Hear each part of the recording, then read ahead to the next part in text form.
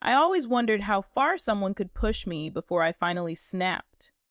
Turns out, the answer was 17 years of being treated like I didn't deserve to exist. My brother James made my childhood hell, his wife Erica joined in the second she met me, and my parents, they became their biggest fans. But the day they demanded I cook for the people who had spent my entire life tearing me down, that was the day everything changed. They didn't know it yet, but they had just handed me the perfect setup for revenge. If you've ever been underestimated, ignored, or treated like you were nothing, this story is for you. Hit like, subscribe, and get comfortable, because justice is served hot today. I always wondered how far someone could push me before I finally snapped. Turns out, the answer was 17 years of being treated like I didn't deserve to exist. James, my older brother by 11 years, made it clear from the moment I could remember that I wasn't welcome in his world.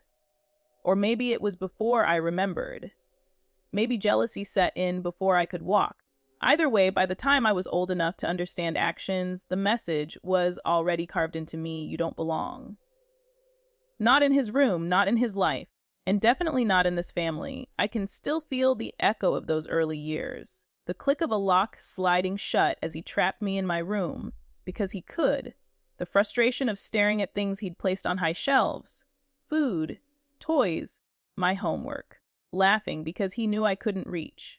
The burn in my small legs when he dragged me across the driveway to dump me at the neighbor's house so he could pocket babysitting money and not actually babysit me. I remember crying once, maybe when I was 6 or 7, asking my mom why James didn't like me. I still remember the tired sigh she gave. Not sad, not comforting, just unwilling. He's adjusting, she told me. He was 17. What was he adjusting to? But that was the thing about my parents when it came to James. Logic was optional. He was the firstborn, their golden child, the one with the bright future. I guess that left me with the dim past. For a little while, things seemed like they might change. When James met Erica, back when she was just his girlfriend, there was a moment, just one, where I hoped maybe she'd soften him, maybe bring out something decent in him. Instead, she doubled him. A 2 for 1 cruelty package. The first time she mocked my stutter, I felt my face heat up in that way where your ears burn and your stomach drops. 2 adults, nearly 30, laughing at a kid still in high school for something I literally couldn't control. She called it cute. In front of my parents with this fake smile, but when it was just us, she imitated me, cruelly, slowly, with exaggerated mouth movements. James would smirk, like this was the peak of comedy. And then the invitation stopped, not that there were many to begin with. Birthday parties, not for me. Family gatherings, I was busy, apparently. Christmas. I was physically there, but it was like existing behind a wall of fog. They'd exchange gifts, sit together, talk loudly, and I'd be a shadow pressed into the corner of the couch, fingers curled around my own sleeves. He didn't invite me to his wedding. That one didn't even hurt as much as it should have. I guess by then, you get used to being the family's afterthought. The accessory nobody needs. My parents fought with him for a while about how he treated me. But then, they got over it. Just like that. One Thanksgiving dinner, suddenly they were laughing together again, reminiscing about James's childhood achievements, and I sat there wondering if they remembered the person James bullied was sitting 2 feet away. Years passed like that.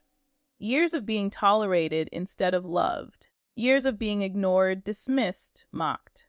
But here's the thing about being invisible: people forget that even shadows grow teeth. The shift came slowly, then all at once. By 17, I had started carving out pieces of control, small things. I taught myself to cook, not because I wanted to be some kind of chef, but because cooking was one of the few things that made me feel grounded. Real.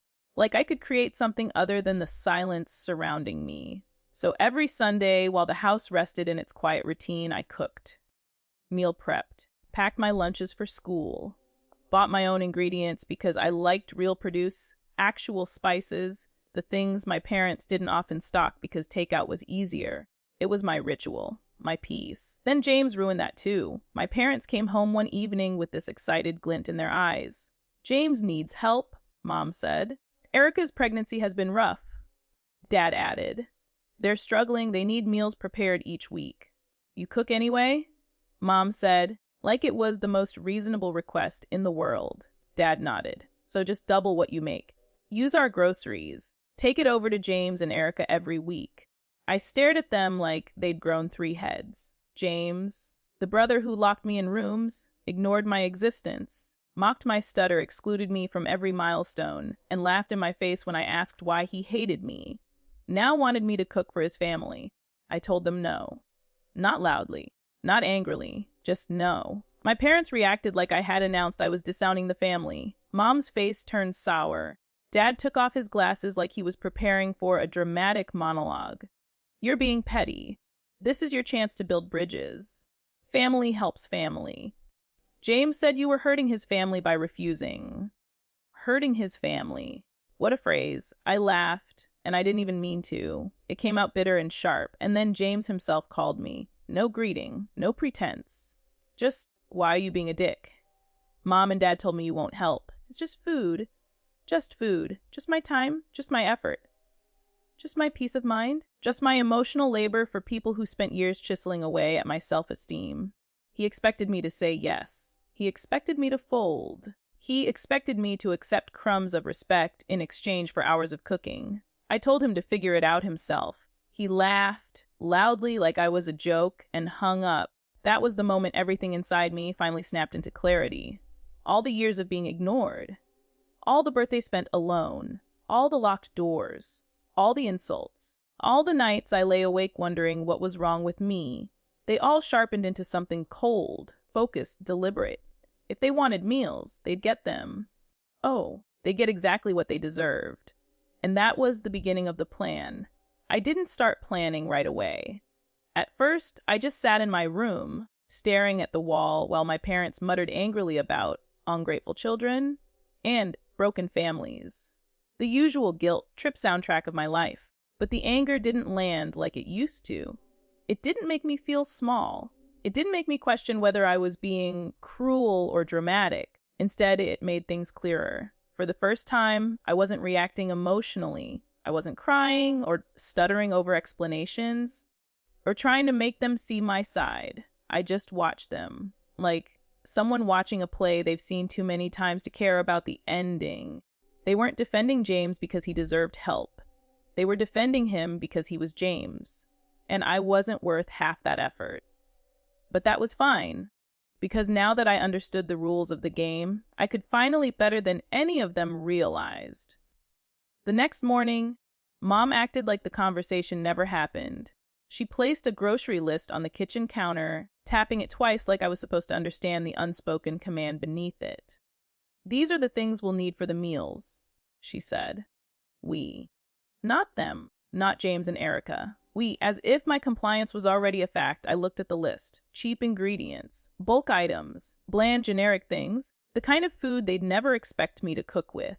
I slid the list back across the table. I said no. Mom blinked, thrown off. Dad lowered his newspaper slowly. There was this tense silence, the kind that fills a room when someone breaks a long-standing family script. What did you say? Dad asked. I said no. I repeated. Mom's lips flattened. Don't be childish. I'm not cooking for people who treat me like garbage, I said, voice steady. I'm not giving free labor to people who pretend I don't exist unless they need something. You're exaggerating. Mom snapped. Dad sighed. It's time to grow up and stop holding grudges. Grudges. As if the pain I carried was a choice I made. As if being humiliated, bullied, dismissed, and excluded was something I should have simply shrugged off. But that word, that stupid, dismissive word, sparked something new inside me. Fine. I would show them what a real grudge looked like. Later that week, James texted me. Mom says you're still acting like a brat. Grow up and help out. No, please? No, could you? Just the assumption that I owed him my time. I didn't respond, not out of fear, but because silence has more power than people realize. 3 dots appeared like he was typing more, then vanished. He probably wanted to call me every name he could think of, but he needed my help too badly for that. Funny how quickly abusers become polite when they want something. The next day, my parents cornered me again in the kitchen, frustration written across their faces. "This is the last time we're asking," Dad said. "Help your brother." I looked him straight in the eyes, calm. Too calm. "Okay." Mom exhaled as if she'd been holding her breath for days. Dad nodded, satisfied. They didn't hear the tone underneath that single word. The tone that meant I agree, but not the way you think. Because in that moment, the plan solidified. They wanted me to cook. Fine, I would cook. But what they didn't realize was that while they had spent years ignoring me, I had spent years watching them. I knew their routines. I knew their habits. I knew every blind spot in this family's dynamic. And most importantly, I knew exactly how to make James's life unravel without ever laying a finger on him. Revenge wasn't going to be loud. It wasn't going to be violent. It wasn't going to be dramatic in the usual sense. No, it was going to be something better. Slow, quiet, calculating. The kind of revenge that leaves people questioning their own decisions, their own memories, their own image of themselves. And best of all, I was going to use the one thing nobody ever believed had power in this family: my absence. On Sunday, I woke up early, earlier than usual. The house was still and cool, light creeping in through the blinds. It felt like the quiet before a storm, not chaotic, but charged. Perfect, I made breakfast for myself. Took my time, washed the dishes. Then packed my ingredients for the week, the good ones I bought with my own money. My parents came downstairs just as I was pulling on my jacket. "You're delivering the meals today?" Mom asked, hopeful. "Yes," I said simply. Dad smiled. "Good. This is the right thing to do." It was the right thing, just not for the reasons they thought. When I stepped outside, the air was cool against my skin. The drive to James's house through familiar streets felt surreal, like I was stepping deeper into enemy territory with each passing block. I parked in front of his place. Small house, perfect lawn, picture perfect family life, all built on the foundation of never having to see or care about the brother he hated. I carried the containers to the front porch. James opened the door. He looked surprised that I actually showed up, then smug, as if he'd won something. Erica was behind him, one hand on her pregnant stomach, the other rubbing her temple dramatically like she was some tragic heroine. "You finally came through," she muttered, her voice coated in annoyance. I stared at her face, then his, with complete neutrality. "This is just the first batch," I said. James grinned. "Good. We'll expect this every week." I said nothing. Just turned around and walked to my car. I could feel his eyes on my back, victorious, expectant, already assuming I would fold every week from now on. He had no idea, because that was the last time he'd ever see me on that porch delivering meals. The revenge had begun, and they were already too comfortable to see it. I pulled up to my house again, stepping inside as my parents asked a million questions. How did it go? Were the kids around? Did James thank me? Did Erica say anything nice? I answered with the same short, detached tone each time. It was fine, but inside, I was mapping out every detail. Every step, every silent blow that would unravel years of their entitled behavior. And the best part, they would all walk straight into my trap. I went to bed that night calmer than I'd felt in months. Maybe years. Because for once I wasn't powerless. I wasn't the forgotten child. I wasn't the afterthought.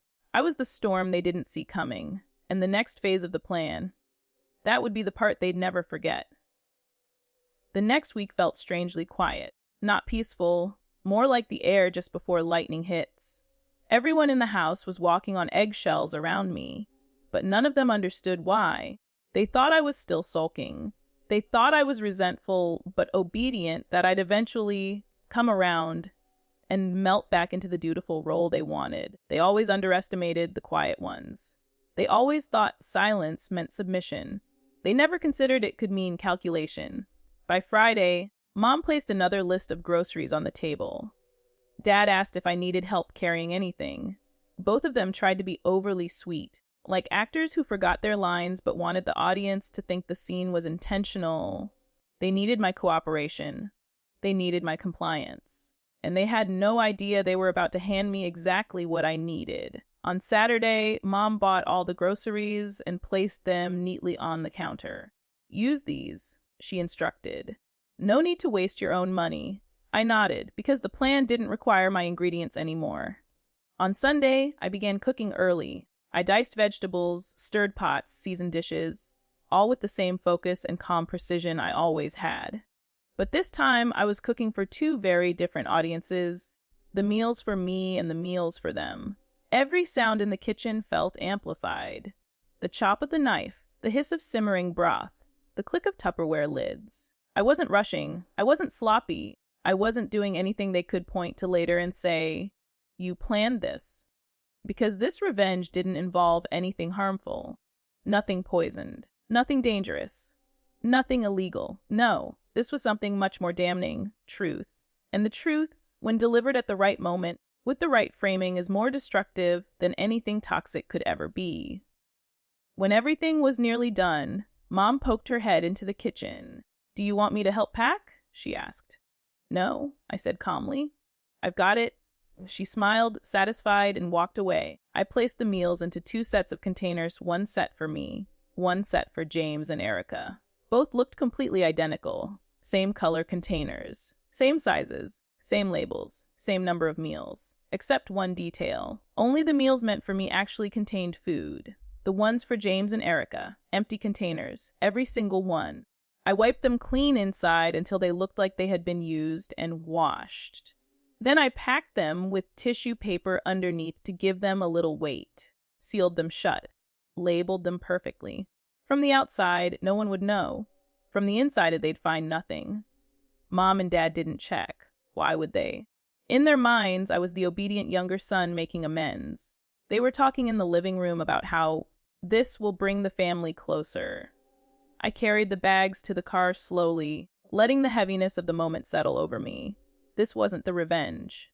Not yet. This was just the setup.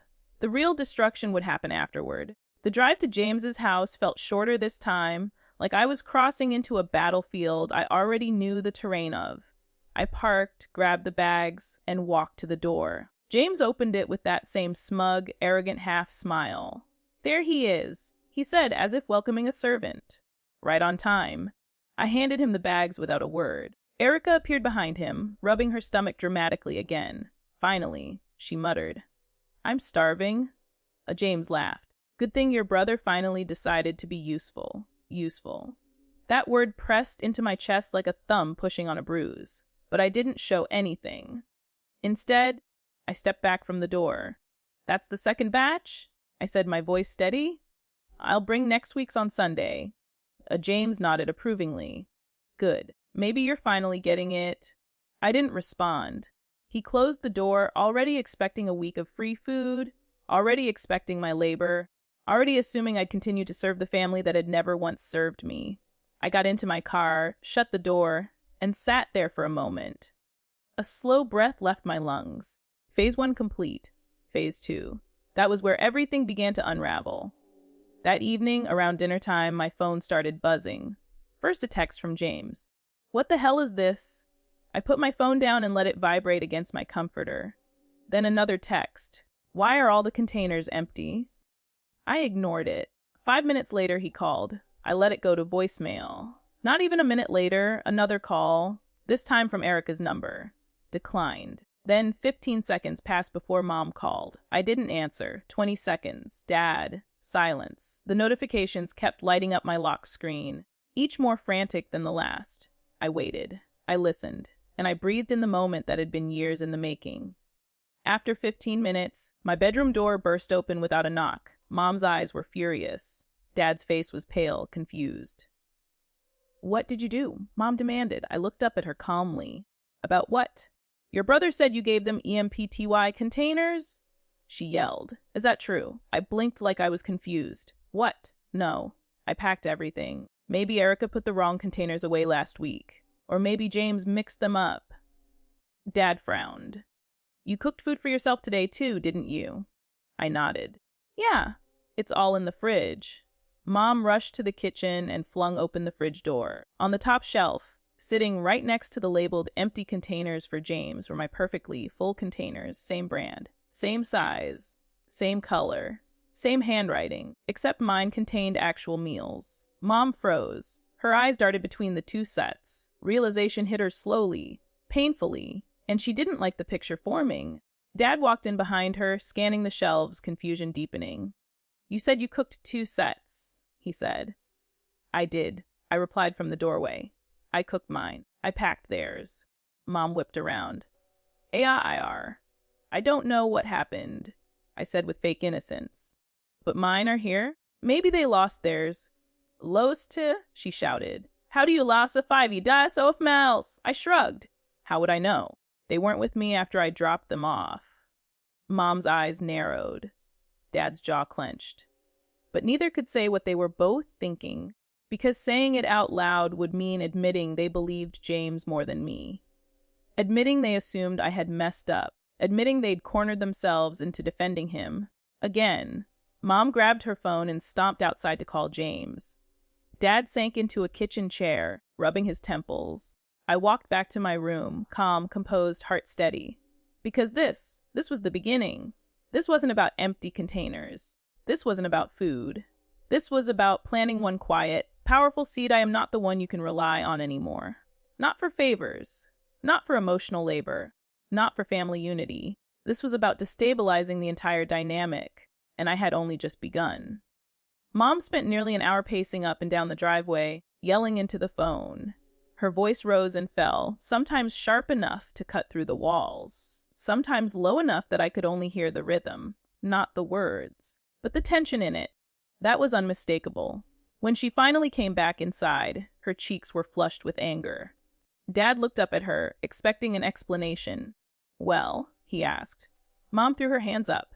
"James is furious. He says he opened every single container in front of Erica, and all of them were empty.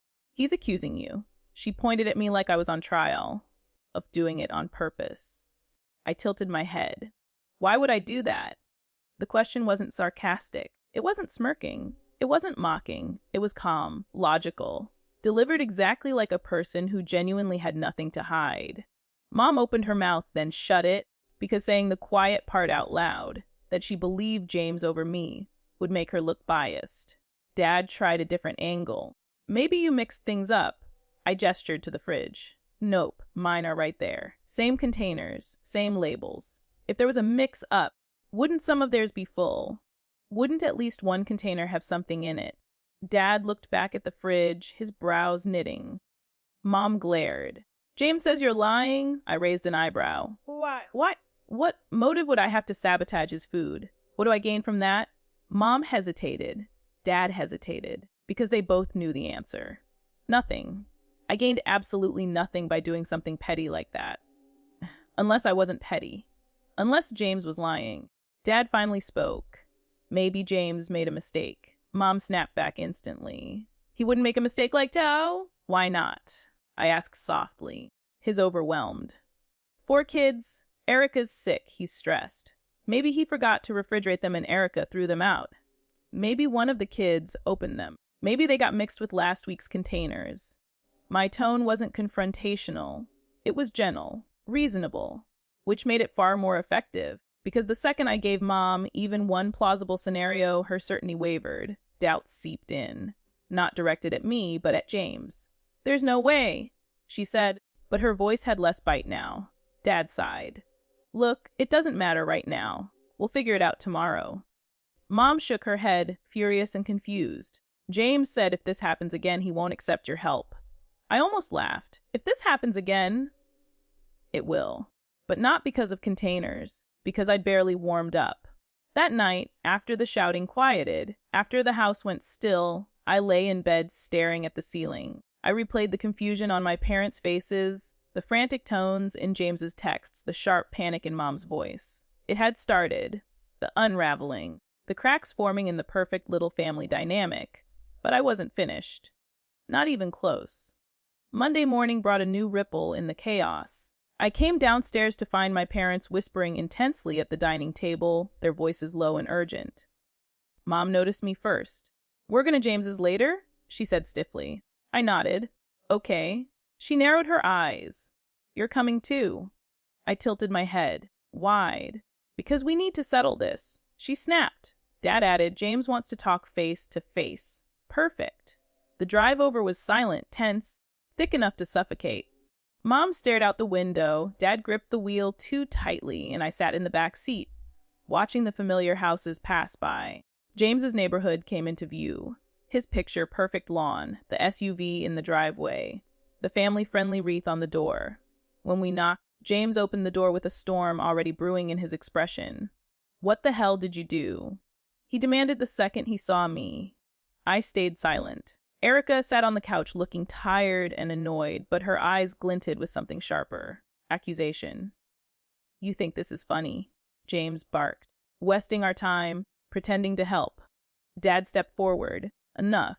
We came to talk calmly." "Oh, no, we're talking calmly." James scoffed. "After he dumps EMPTY buex on us and pretends he didn't." I took a slow breath. Measured. Controlled. "I don't know what happened. I packed meals." James scoffed. "Liar." Erica crossed her arms. "We saw them. Every single one. Empty. I believe you," I said. Everyone froze. James choked out a confused, "What?" "I'm not saying you're lying." I continued. "Just that I know I didn't empty them. So something must have happened after I dropped them off." James glared. "What could have happened?" "Huh. You think we're stupid?" I shrugged gently. "No, I think you're overwhelmed. Mistakes happen." That made him twitch. Erica's jaw tightened. Mom and Dad looked between us, uncertain. I took one careful step forward. "You have 3 kids. One of them is old enough to open containers. Maybe they did it. Maybe they thought it was funny. Maybe they thought it was theirs." Oh, Erica's face drained of blood. James stiffened. And suddenly, everything shifted. Because suggesting that one of their kids was responsible didn't just plant doubt. It planted shame. "You're saying our kids did it." Erica snapped, voice shaking. "I'm saying it's possible." I replied evenly. James stepped closer, fists clenched. "You're trying to blame my kids." "My kids?" "I'm not blaming anyone." I said softly, "but I know I didn't empty them." Mom looked between us. Dad stared at James. For the first time ever, they weren't immediately siding with him. James's face twisted with something I recognized instantly: fear. Not of me, but of losing the image, the illusion, the pedestal he stood on in this family. He needed to blame someone. He needed to be the victim. He needed the moral high ground, and I had just taken it away with one calm sentence. Erica looked away first. James looked at the floor. Mom sighed. "Maybe there was a misunderstanding." Dad nodded. "Let's just move on." James wanted to argue, wanted to fight, wanted to scream. But he couldn't. Not without sounding paranoid. Not without sounding irrational. Not without exposing that he didn't have a shred of evidence against me. He sucked in a shaky breath, chest rising and falling too quickly. "Fine," he said finally, but his voice cracked. "Fine. Bring meals again next week?" Mom turned to me. "Well," she asked. I nodded slowly. "Sure." James swallowed hard. He didn't look relieved. He looked cornered, and he was right to feel that way. Because next week, I wasn't delivering empty containers. I was delivering something worse. A mirror. One that would show him, show all of them, exactly who they really were. I remember standing there in that kitchen, the last of James's rage fading into a pathetic whimper as he sat on the floor, surrounded by the consequences of his own choices. For the first time in my life, I felt something I had only imagined: silence. Not fearful silence, not tense silence, just the kind that comes when someone finally runs out of excuses, out of cruelty, out of power. And I realized he wasn't some monster with unshakable strength. He was just a man who had spent years bullying someone he thought would stay small forever. But I had grown. The fallout didn't hit all at once. My parents were stunned, shaken to their core by everything that James had done, but also by everything I had uncovered. It was like they were seeing their eldest son for the first time, and they didn't like the view. I didn't say, "I told you so." I didn't have to. Over the next week, the full aftermath settled like dust. James's job did an internal investigation. The missing property reports went through. His supervisor asked questions he couldn't dodge. And when they discovered his secret online accounts, the messages, the time-stamped screenshots, he was suspended pending termination. Erica, faced with the truth of the husband she defended for years, spiraled. She left with the kids to stay with her parents, not mine. and from what I heard through the grapevine, she didn't even bother pretending she wanted him back. My parents didn't cut him off, but they didn't rush to save him either. For once, I didn't see them bending over backwards for him. For once, I wasn't the villain in their eyes. I didn't celebrate. That surprised even me. I thought revenge would feel like fireworks, loud, explosive, exhilarating. Instead, it was quiet, heavy, like closing a book I'd been forced to read my whole life. But it was final. Still, the best part of the fallout wasn't James losing everything. It was something smaller, softer, something I never expected. About 2 weeks later, my mom knocked on my bedroom door, something she hadn't done in years. She didn't barge in. She didn't yell. She didn't lecture. She just stood there holding a container of something warm, awkwardly, like she wasn't sure how to offer it. "I made dinner tonight," she said. "I tried one of your recipes, the chicken one you always make." I blinked. "Oh, cool. Wes saved you a plate," she added. "If you want." It wasn't perfect. It wasn't an apology with all the right words, but it was a beginning. Later that night, my dad sat across from me at the table, hands knotted together. "I'm sorry," he said quietly. "We should have protected you better. We should have listened." And for the first time in my life, I believed him. But here's the truth that settled deepest: revenge didn't fix everything. Revenge didn't erase the years of hurt. Revenge didn't magically rebuild trust. What revenge did, what it truly did, was give me back my voice. It gave me the room to breathe, to choose who I wanted in my life without guilt, to set boundaries I should have had years ago. James eventually tried to call me. Apologize, beg, threaten, bargain. All of it. I blocked the number without listening to a single word. I don't owe him a response. I don't owe him closure. I don't owe him anything. And that might be the most satisfying part of all. If you're listening to this right now, if you've ever been the family afterthought, the scapegoat, the punching bag, let me be the one to tell you you're allowed to walk away. You're allowed to take back your power. You're allowed to choose peace over blood.